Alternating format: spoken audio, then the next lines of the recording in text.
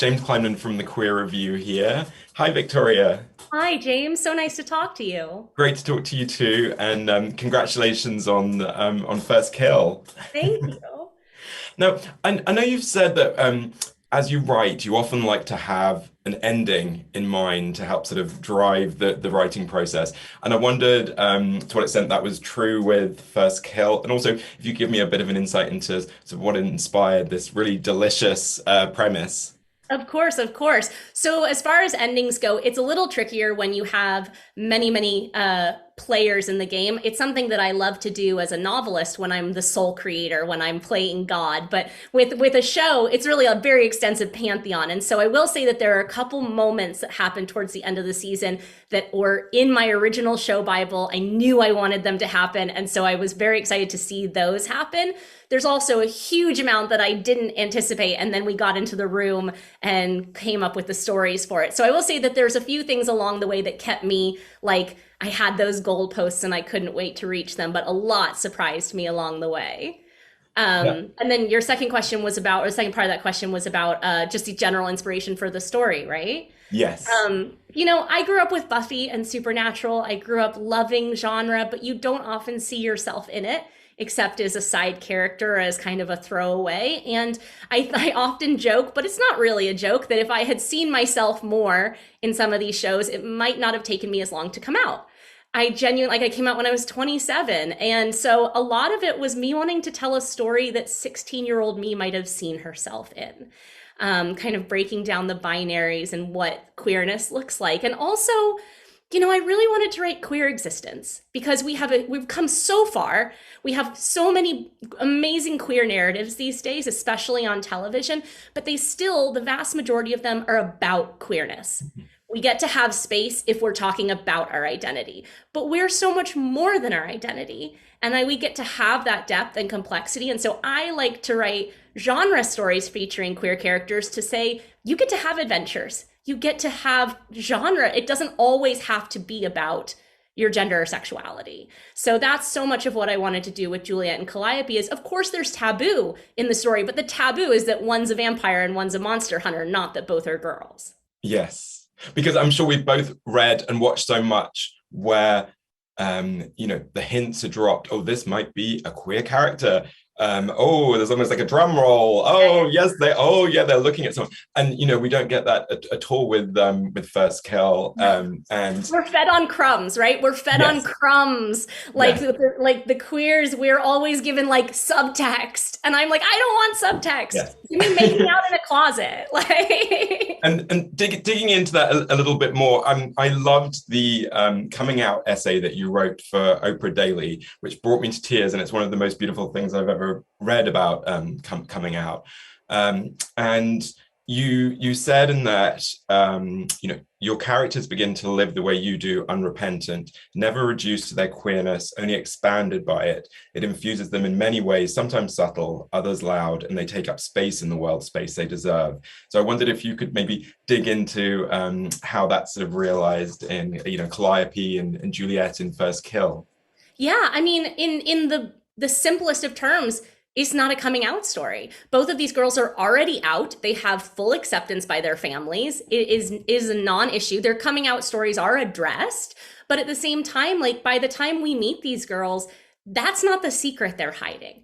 And of course, shows depend on tension. They depend on conflict. And so there's plenty of that in the show, but the conflict for Juliet and Calliope has nothing to do with who they like and how they identify. Yeah. Wonderful. Yeah. Um, and when it came to going from what I imagine is a pretty solitary endeavor of sitting there and writing with lots of different voices in your head, I imagine, but going from that to to a writer's room and being involved in quite a big production, as you mentioned, how did you find that process? It's a challenge. It's the collaboration is kind of the feature and the bug, right? I mean, but it really is the feature. I still write novels. This is still 95% of what I do. And so I really saw it an amazing opportunity to have other minds. Also, absolutely essential, because the fact is that there's creative intention and there's lived experience. And the fact is, I'm never going to possess the lived experience to write for half of this show, for half of this cast. So it was absolutely essential. There was never going to be a world wherein this story could be brought to life without representation. And having the writer's room and having Felicia, our showrunner, allowed us to have an incredible breadth of voice and representation that ensured that we were doing our due diligence and our respect and telling the best story possible. And what about seeing all of your characters come to life by this incredible cast? That was probably my nerdiest moment, the moment that I was on set and I got to actually see these characters that I had made up on paper, that I had, given these identities to and these quirks to, and to actually see an actor breathe life into that role and to have it be more than the sum of its parts. When you're writing a novel, whatever's on paper is all that there is, and the rest is left up to the reader's imagination. And to get to see an actor not only possess and inhabit, but create these characters really was the coolest part of this entire process. Now, I know you've said that sometimes it can take a little while for character names to come to you. And I love the story that you told about your own parents waiting a little while to name you. But, Juliette and Calliope are both, wonderful character names. Could you give us a bit of an insight into choosing them or why they... Sure. Why they sort of came to you, I guess?